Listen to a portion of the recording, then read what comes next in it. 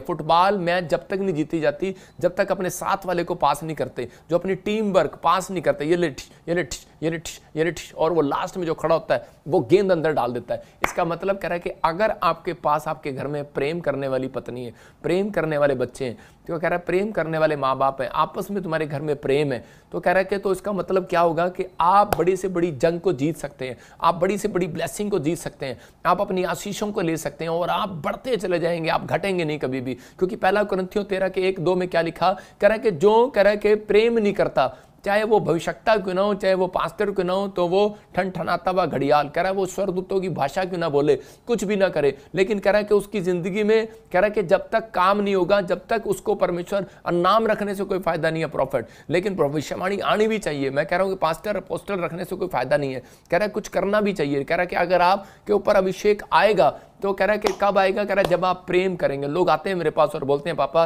कि मुझे अभिषेक दीजिए, मैं पास्टर बनना चाहता हूं। मैंने कहा गोल कर लेगा, लेकिन मैं तुझे पास्टर बना तो दूंगा, लेकिन तू गोल नहीं कर पाएगा। मतलब कि आज बहुत सारे लोग दौड़ रहे होते हैं, टीम का दौड़ रहे होते हैं, लेकिन गोल नहीं कर पाते। कारण रीजन क्या है? क्योंकि उनके अंदर प्रेम नहीं है। क्योंकि परमेश्वर ने सबसे बड़ी आज्ञा प्रेम की कही, कह रहा है जो अपने पड़ोसी से प्रेम करता है, कह रहा है कि वो कह रहा आज गोल करके जाएगा यीशु मसीह के नाम में। इसलिए कह रहा है कि इसी के उसमें भी लिखा, आगे भी लिखा 2 में भी, कह रहा है कि यदि भविष्यवाणी करूं और पहाड़ों को भी हटा दूं लेकिन प्रेम ना रखूं तो मैं कुछ भी नहीं। इसका मतलब कह रहा है कि आप कुछ भी कर लें, बड़े बिजनेस बिल्डिंग खड़ी कर लें, लेकिन बड़ी बड़ी चीजें खड़ी कर लें, मकान खड़े कर लें, लेकिन अगर आप प्रेम नहीं रखते तो परमेश्वर आपकी जिंदगी में काम नहीं करेगा। यहां पर बोलता है कह रहा गोल तो प्रेम से होगा ना। इसका मतलब बाइबल बोल रही है कि मैं 2 बिजनेसमैन को देख रहा था, मैं हरियाणा में था और सेवा करने जाता था, तो मेरे को 2 बिजनेसमैन ने अपने घर पे बुलाया, दुकान पे बुलाया, मेरी दुकान चल नहीं रही है, आप मेरी दुकान पर आना। मैं जैसे उसके लिए प्रार्थना करने लगा, 15 मिनट मैंने उसकी दुकान पर बैठकर मैंने कहा तू इतने बैठ जरा, मैं कुछ वॉच कर रहा हूँ। और मैं जब वॉच कर रहा था तो उसकी दुकान में जो भी ग्राहक आ रहे थे वो उसके साथ बदतमीज से बात कर रहा था, और इसी समय मैं देख रहा था कि कारण यही है कि इसके अंदर प्रेम की घटी है, इसके स्वभाव में प्रेम की घटी है, इसलिए इसका बिजनेस जो है कह रहा कि कम है। लेकिन मैं जब दूसरे बिजनेसमैन के पास गया तो उसने मुझसे प्रेम बिजनेस के लिए प्रार्थना नहीं कराई, उसने मुझे दशवांश दिया, भेंट दिया। उसने कहा कि पास्टर जी हमने आपसे कुछ सीखा और हमारी दुकान बढ़ती जा रही है। इसका मतलब उसने गोल करना सीख लिया। परमेश्वर का आत्मा कह रहा सबसे बड़ी आज्ञा है कि प्रेम, कह रहा कि अगर कह रहा सबसे पहले प्रेम आपके अंदर होगा तो आप एक बड़े बिजनेसमैन बन सकते हैं। कह रहा कि आप माँ बाप हैं, पति पत्नी हैं, बच्चे हैं, मेंबर हैं, लेकिन आप डेली कह रहा कि हार जाते हैं। कब हारते हैं? क्योंकि आपके घर में प्रेम नहीं है। लेकिन आज मैं सोनोइंटिंग को छोड़ता हूं कि आपके घर में वो प्रेम वाली आत्मा आगे आए यीशु मसीह के नाम में। पहला कुरिन्थियों 13:7 में लिखा, कह रहा प्रेम कह रहा कि डा नहीं करता, प्रेम ईर्ष्या नहीं करता, प्रेम झुंझलाता नहीं है, प्रेम कह रहा कि पास करता है। आप समझ रहे हैं मेरी बात? कह रहा कि प्रेम सब बातों में धीरज रखता है और प्रेम सारी बातें सह लेता है। इसका मतलब कि अगर आज आप कहीं पर भी हार रहे हैं तो कारण क्या है? कहता है आपके अंदर प्रेम की घटी है। हम चर्चों में जाते हैं, हम लेकिन क्या करते हैं कि हम सीट के पीछे लड़ते हैं, हम दूसरों के पीछे लड़ते हैं। अगर हम लड़ रहे हैं तो मैं क्या कह रहा हूं? मैं कह रहा हूं आप कभी जिंदगी में गोल नहीं कर पाएंगे। मेरे को लोगों ने डाउन करने की कोशिश किया, मेरे को कुछ भी बोला, लेकिन मैंने कहा परमेश्वर तेरे को समर्पण कर दिया। ये 4 पॉइंट्स आपके अंदर आएंगे कैसे? मैंने कहा परमेश्वर मैंने तेरे को अपनी लाइफ के लिए समर्पण कर दिया कि मैं सारी जिंदगी तेरे लोगों से प्रेम रखूंगा। परमेश्वर ने कहा जा पूरे वर्ल्ड में सबसे बड़ा भविष्यता होगा तू। मैं गुड न्यूज को देखता हूं अपनी लाइफ के अंदर। मेरी माँ, जब मैं छोटा सा था, मेरी माँ बताती है कि मैं 8 साल का था तो मैं उस समय मतलब बड़ा चंट था। जब मैं चंट था तो उसी समय किसी पड़ोसी के पास बच्चा नहीं था, तो वो मेरी माँ से बच्चे मांगती थी, कहती थी ये वाला बच्चा तू हमें दे दे, तेरे पास तो 3-3 बच्चे हैं। लेकिन उसी समय मेरी माँ बार बार सोचती थी, और जब मैं बड़ा हो गया तब भी वो मांगते रहते थे, लेकिन मेरी माँ ने उसको नहीं दिया। तो मैं देख रहा, मैं अपनी माँ को बोलता था मम्मी उनके पास गाड़ी थी, उनके पास बंगला था, तो मुझे दे देती।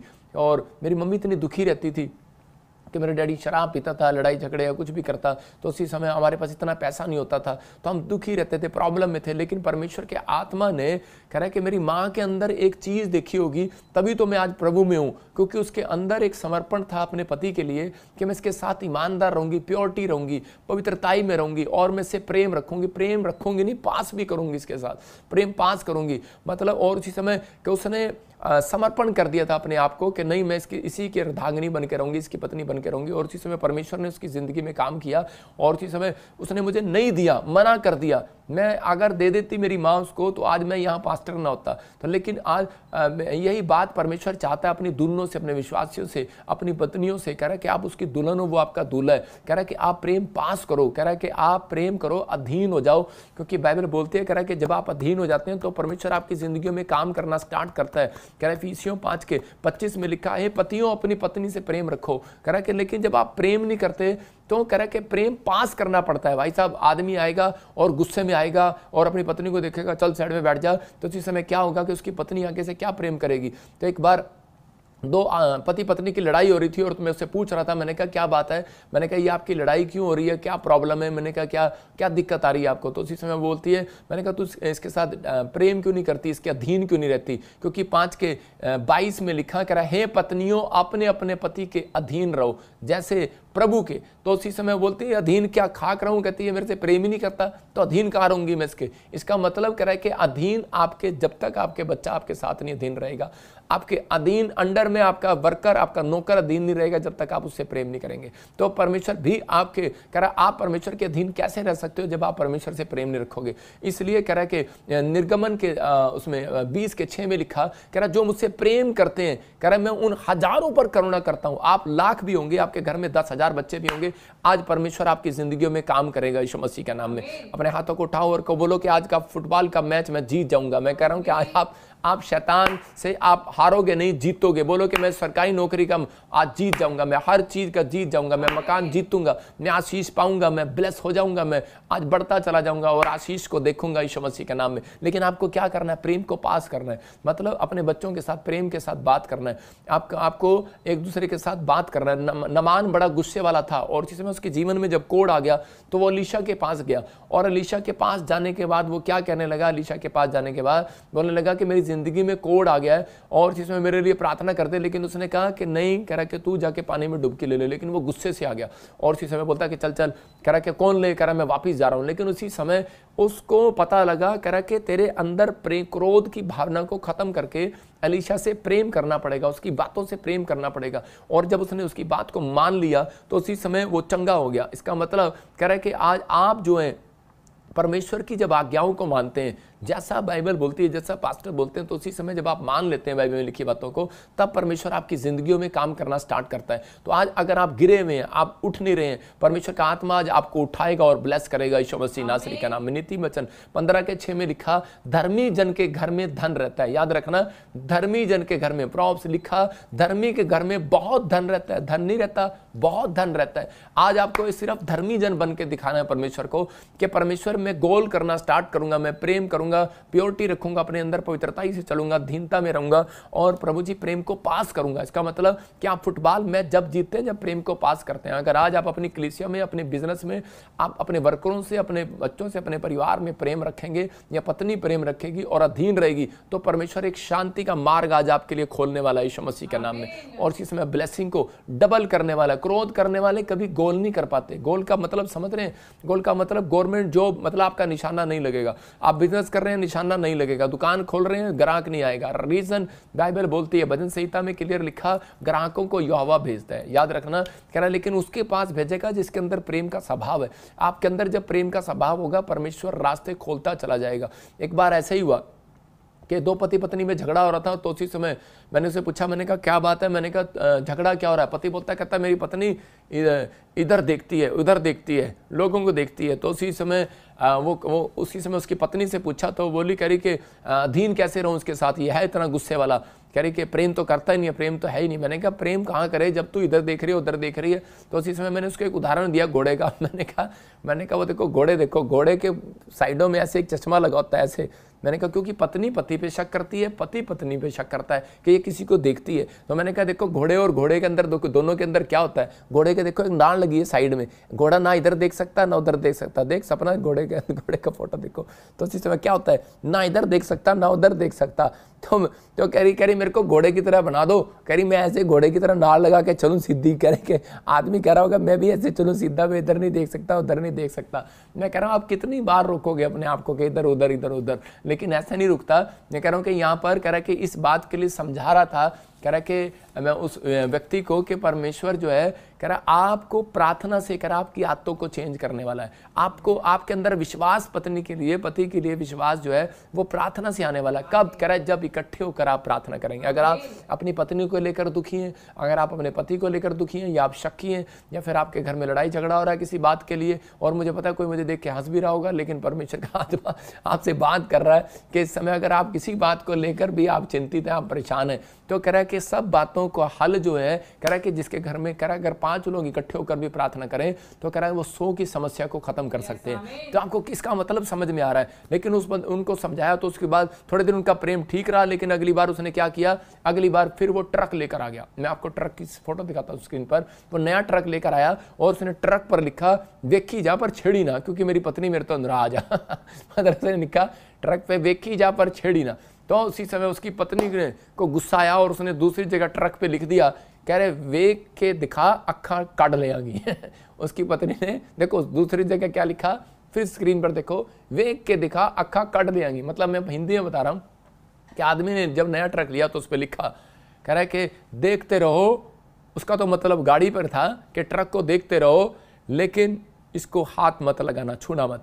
लेकिन इसकी पत्नी ने उल्टा समझ लिया, बोलते कह रही, उसने कहा कि मुझे देखते रहो और मुझे छेड़ना मत तो उसकी पत्नी को गुस्सा आया और उसने लिख दिया, कह रही कि देखती रह, देखो, कह रहा जड़ा देखेगा मेरे पति की तरफ उसकी आंखें निकाल लूंगी। तो इसका मतलब क्या है, वो ट्रक की बात कर रहा है बेचारा। कई बार हमारी बातों में कंफ्यूजन हो जाती है, हम लोग कई बार आपस में घबरा जाते हैं, प्रॉब्लम में है, लेकिन परमेश्वर का आत्मा कह रहा है, कहता है कि आप प्रेम पास नहीं करते, कह रहा है प्रेम करते हैं। अगर आप अपनों से प्रेम करते हैं तो उसका कोई फायदा नहीं है। अपनों से प्रेम तो सब करते हैं, लेकिन दूसरों से प्रेम करके देखो। कह रहा है कि अगर आप दूसरों से प्रेम करते हैं तो परमेश्वर आपके प्रेम को आगे लेकर जाएगा। कह रहा भजन संहिता 2:8 में लिखा, मुझसे मांग घर में शांति आएगी यीशु मसीह के नाम में। कह रहा कि अगर पति नहीं साफ हो रहा, कह रहा पत्नी नहीं साफ हो रही, तो कहता कि मुझसे मांग। यहाँ पर लिखा मुझसे मांग और मैं जाति जाति के लोगों को तेरी संपत्ति होने के लिए और दूर दूर के देशों को तेरी निज भूमि होने के लिए बनने के लिए दे दूंगा। रीजन कह रहा क्यों? क्योंकि कह रहा तूने मेरे से मांगा, किसी इंसान से नहीं मांगा। याद रखना, परमेश्वर के सामने बैठे हैं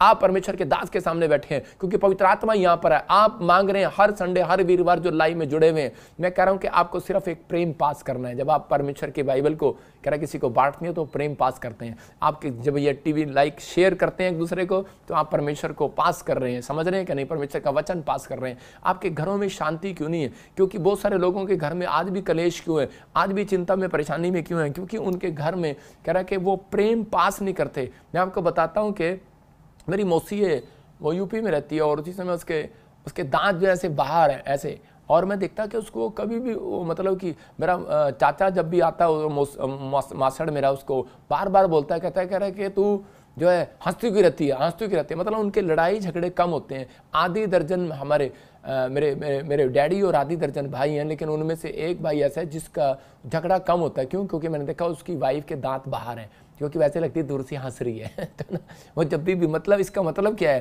कह रहा स्माइल। जब आपका पति घर में आए तो उसको स्माइल करो। कह रहा जब पत्नी घर में आए तो उसको स्माइल करो। जब ऐसे बच्चे जब घर में आए तो स्माइल करो। कह रहा जब पास्टर कलीसिया में आए तो स्माइल करो। कह रहा जब आप आए तो स्माइल करो। कहता है कि ग्राहक आए तो स्माइल करो। जब आप स्माइल नहीं करते उनको तो आपके ग्राहक आपकी दुकान पर क्यों आएंगे? वो दूसरी दुकान पर जाएंगे। बिजनेस का तरीका है। मैं कह रहा हूँ कि ऐसे ही परमेश्वर का भी एक तरीका है। अगर आप प्रेम करते हैं तो कह रहा है प्रेम बुरा नहीं मानता, प्रेम डा नहीं करता, प्रेम ईर्ष्या नहीं करता, प्रेम जलता नहीं है, प्रेम भूनता नहीं है, यह प्रेम झगड़ा नहीं करता। कह रहा प्रेम सब बातों को सह लेता है। पहला शमूएल 1:11 में जब हम पढ़ते हैं, हन्ना के पास बच्चा नहीं था, औलाद नहीं था, लेकिन उसके अंदर एक बात थी और उसने कहा कि नहीं मैं आज अपनी जिंदगी के अंदर कह रही कि मैं परमेश्वर से कुछ करूंगी, मैं सीखूंगी। मतलब चर्च जाती थी, वो क्रिश्चियन थी और इसी समय अपने पति के साथ जाती होगी। लेकिन एक दिन उसको गुस्सा आ गया और उसने अपने पति को कहा मुझे बच्चा दे। उसने कहा मैं कहां से तुझे बच्चा दूं? मैं तुझे पैसे दे सकता हूं, ये ले दान ले और जा। चर्च में भी डालती, दान भी देती, लेकिन तो भी बच्चा नहीं हो रहा। लेकिन वो उस समय समझ गई है, कहती कि इसका मतलब क्या है कि मुझे परमेश्वर के सामने समर्पण करने की जरूरत है। यहाँ पर लिखा, पढ़ेंगे, देखो क्या लिखा।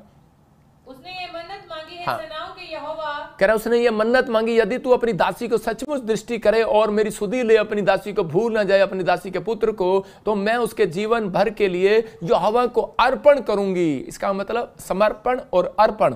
आपने अगर अर्पण कर दी है वो चीजें, तो परमेश्वर कह रहा है कि उसी समय। लेकिन उसने एक बात और कही, मैं उसके सिर पर छुरा नहीं फिरने दूंगी। पवित्रताई, इसका प्योरिटी आपके अंदर, आपके बच्चों में अगर आप सिखा रहे हैं तो परमेश्वर का आत्मा आपको मुंह मांगा वरदान देगा। और बाइबल बोलती है कि उसी समय एली को जब ये बात पता लगती है तो उसी समय बोलता है कि यार अच्छा करे कि उसका वॉलंटियर जाकर दौड़ कर बताता है कि हमारी मिनिस्ट्री में कोई बच्चा दान करना चाहती है। और उसी समय वो दौड़ कर गया, कहता कौन है कौन है कौन है, आज तो बच्चा आ रहा है, कहता मेरे पास कपड़े धोने वाला कोई नहीं है, मेरी सेवा करने वाला कोई नहीं है, चलो बच्चा आ रहा है। उसने कहा बच्चा है ही नहीं, कहते नहीं बच्चा नहीं है, लेकिन कहती अगर आप होगा तो मैं आपको जरूर दे दूंगी। लेकिन उसी समय उसके अर्पण के अनुसार ही उसने कहा जा तुझे मुंह मांगा वरदान मिले। इसी के 17 को पढ़ोगे जब आप घर जाकर तो उसी समय लिखा कह रहा कि जहां तुझे मुंह मांगा वरदान मिले। याद रखना, अगर आप अर्पण कर रहे हैं परमेश्वर से, प्यार वो करता है, अर्पण वो कर सकता है अपने आप को जो परमेश्वर से प्रेम करता है। सबको जय मसीह की। मैं जतिन बब्बर और आप देख रहे हैं मसीह परिवार चैनल। जैसे कि आप सब जानते हैं कि मैं इस चैनल पे प्रभु के अलग अलग दासों की वीडियोस डालता हूं, तो अगर आपको हमारा चैनल अच्छा लगता है तो आप इस चैनल को ज़्यादा से ज़्यादा सब्सक्राइब जरूर करें ताकि आप प्रभु के वचन को सुन सके। वीडियोस को ज़्यादा से ज़्यादा शेयर करें ताकि जिन लोगों तक वचन नहीं पहुंचा उन तक भी वचन पहुंच सके। सबको जय मसीह की। एक बार मैं आपसे दोबारा कहूँगा कि इस चैनल को सब्सक्राइब जरूर करें और वीडियोस को ज़्यादा से ज़्यादा शेयर करें। जय मसीह की।